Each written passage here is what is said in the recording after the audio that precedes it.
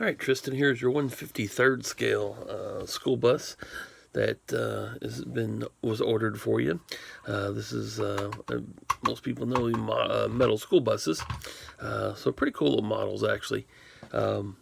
This one has steady headlights and tail lights on a switch, and then of course your reds and yellows are true alternating flashers.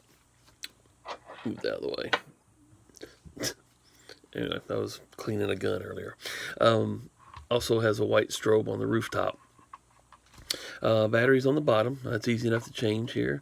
It's an A23 battery. I'll send a new one, and then an extra one as well in the box. So you'll have one ready to go when this one runs down. They're available at Walmart, drugstores around the corner. Most places have them. Or if you want to order a bunch of them on eBay, you can do that too. I usually order them 50 or 100 at a time because I go through them quite a bit.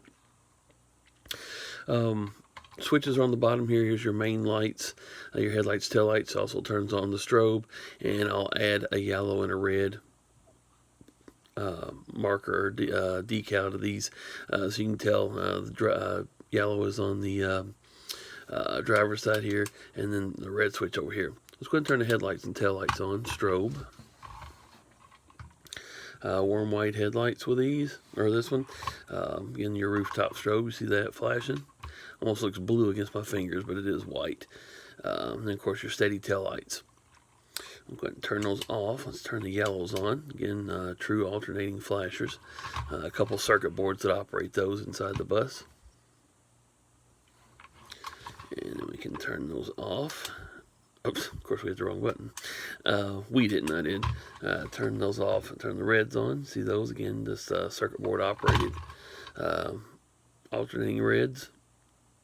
And of course, as about other videos that you've seen, you can operate all the lights at once if you want, or independent of each other, just the reds and yellows, or just yellows and reds. However, again, they all alternate. Now, we did discuss that there are no flashers on the stop sign.